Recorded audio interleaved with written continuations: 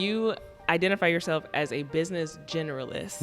To unpack that, sounds like jack of all trades, but like how do you become skilled in so many different areas? Well, it's definitely a lot of trial and error, but yeah, I describe myself as a business management generalist because it takes so many different things to be able to manage a business. And while the things that I have a strong specialization in, i.e. human resources, risk management, contracts management, I feel like, generally speaking, I know most of the things that small businesses are going to need to be able to operate at an efficiency level. And so, that requires me to know a little bit about everything, whether it's marketing or bookkeeping, accounting, office management, you name it. I've kind of have my hands in all aspects, so that I can give my clients the best, guidance and advice on the things that they need to do to, navigate all of the things that go into running their businesses. Right. And so I'm wondering, there's, the type of people that, like us, love to learn everything and try everything and be like, I can try my hand at that. But how do you determine when it's time to bring someone else in, another specialist, versus like trying to do it yourself? Yeah, no, and that happens a lot. And I've got a pretty broad network of other talented people who have talents that I don't have. And so it's usually when we're starting to get into specific areas that, in a meaningful way, into specific areas where I don't have a tremendous amount of experience. And so that could be, I've got a client who's in the process of opening a restaurant as a part of his bar business.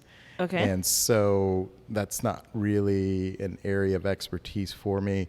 And I can advise, generally speaking, on how that should look, but specifically on the marketing piece, it's how do we get the word out about this and make sure that people know that this is happening. That's when I'm going to bring in somebody who's got specific marketing experience that can help us kind of navigate that. So it's very situational, but what I try to provide to my clients is, here's my suggestion on what we should do here, but at the same time, I think it would be beneficial for us to reach out to an accountant or to a lawyer, and ideally I have somebody already in mind that I can bring to the table. Yeah. It sounds like you probably have to put a lot of energy into just kind of maintaining that network of specialists that can come along and help. Exactly right. Always looking for people with skills and abilities that I don't have, who have the bandwidth to take on some additional work. So yeah, it works pretty well that way, and I usually don't have trouble finding the people I'm looking for. Accountants have been surprisingly difficult, though. I would agree with that.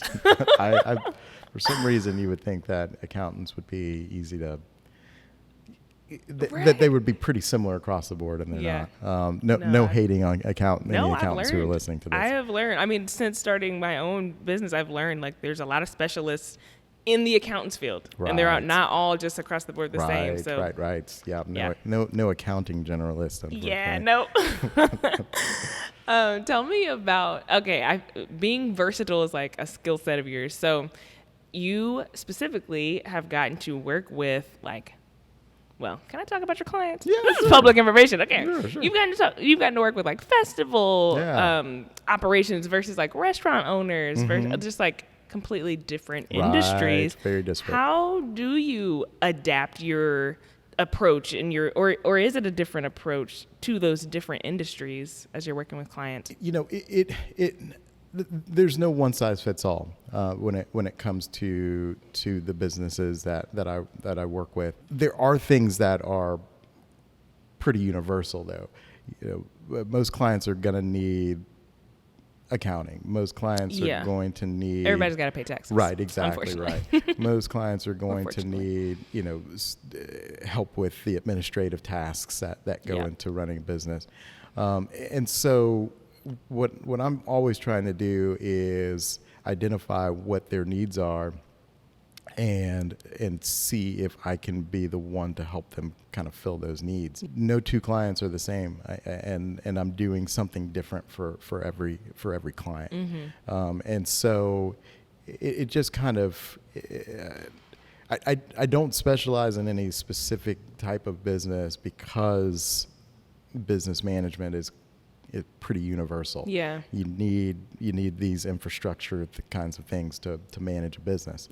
At the same time, every client is going to need something different, and that's what I'm trying to help them figure out is what they need the most. Yeah, and then with your experience with mentoring in the 100Knoxville program, you have been paired with businesses from all across the board, just like you serve in your own business. So what has it been like kind of focusing on different aspects of business with those folks? What was your experience as a... So very, very similar. The conversations were very similar.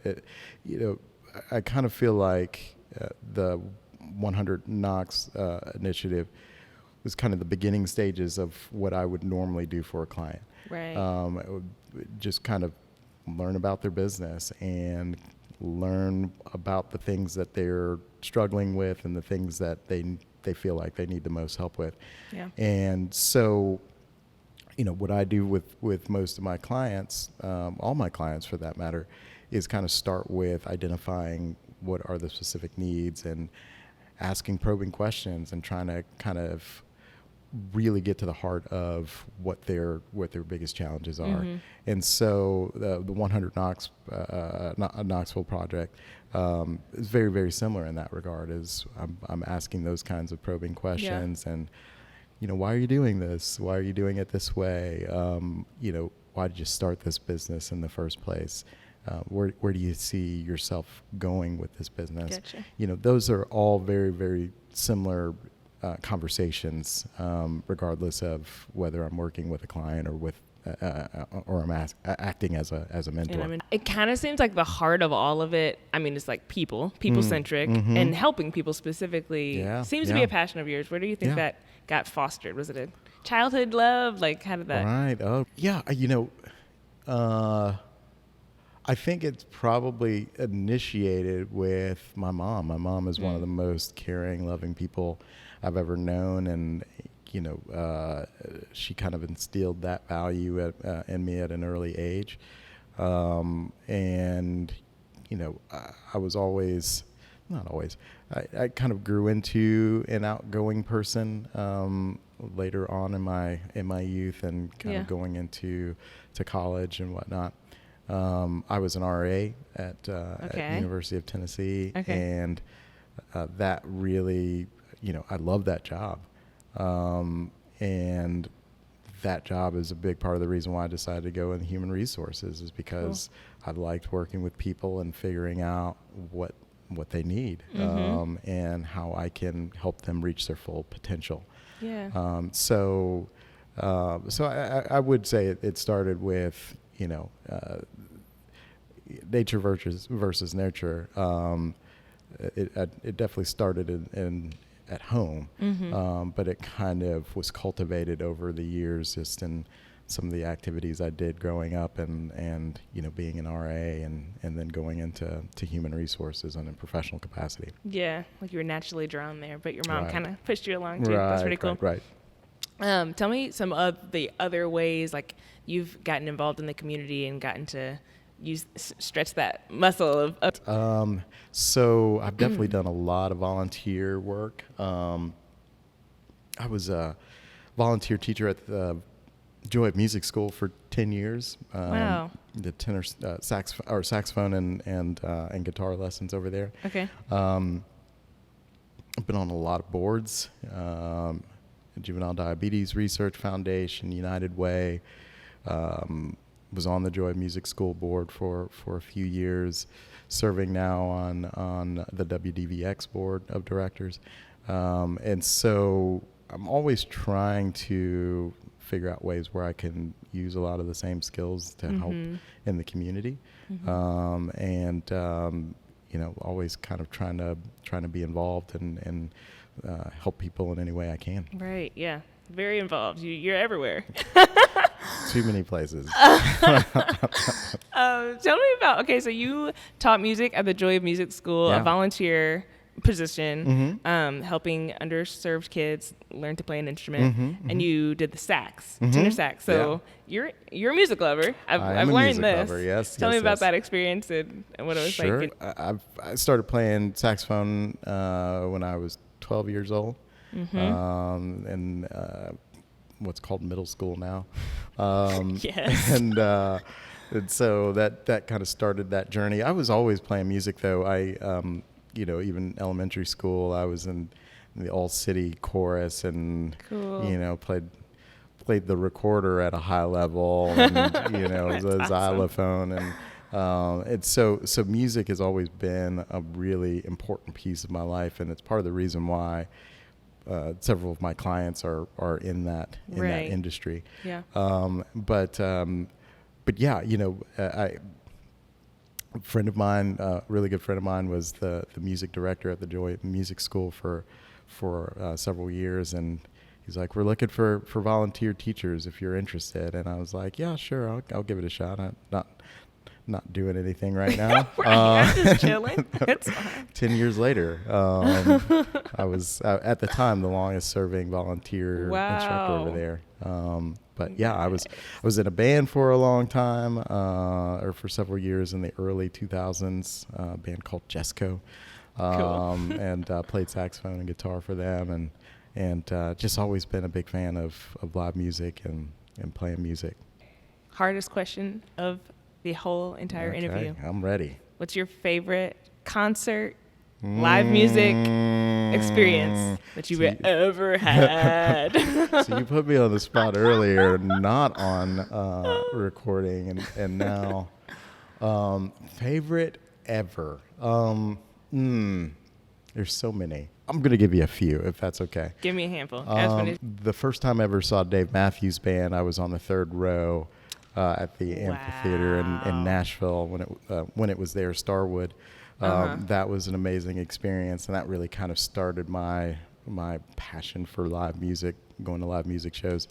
I think the next one would be Bonnaroo 2002, second Bonnaroo. The first one, I was at the very first Bonnaroo, and it was a miserable experience for me. It was so, I was so unprepared for it. Like, it was so hot. I didn't understand the concept that you would be of camping. Right, the whole, exactly. Camping out, with no shade, and very, very unprepared for that. But year two, I was ready, and so the entire experience was amazing, and it's the reason why I went back 11 times. Wow. Wait, is that the whole? How many Bonnaroos have there been? There have been 22. Okay. So probably about half. Yeah. Cool. I went to the first 4 and then skipped a couple of years. And, but yeah, that Bonnaroo is a great experience. Seeing Radiohead in Indianapolis back in like 2008, 2009, amazing show. Changed my world. And then probably My Morning Jacket, Forecastle 2015. Okay. Those are kind of the standouts, but I could go on for days about some great live music experiences I've had. That's so awesome. I love live music too. Yeah, but I haven't quite hit my bucket list items quite yet. I got Corinne Bailey Rae. She's like one of my mainstays. Nice. That's a good one. Tell me just what is something that you would ask of the Knoxville community to support you, your work, your business? What would you ask? That's a good question too. You know, I think the most important thing is just supporting small businesses. You know, as much as we can keep things local, the better. Yeah. And so, you know, if you've got a choice between, you know, going to that box store, a department store chain versus going to that local business that offers something similar. Maybe it's a little more expensive, but it's worth it. Not just because you might be getting a better quality product, but also because you're helping to support that small business and keep them in business. And the heart of this country, I think, is based on small businesses. And people talk about the American dream being home ownership or 2.5 kids. I don't. Yeah. Whatever. 2.5 kids. I don't even. Anyway, I think the real American dream is being a small business owner and being able to really tap into your full potential and having something that you can point to and say, I brought this thing into the world and look how much of a difference it's making in people's lives. So yeah, I think that's the number one thing is support your local businesses as much as possible. They need your support way more than that chain does. Yep, it matters more than you think. Well, thank you so much for coming to talk with me. Wow, it's been a pleasure. Thank you.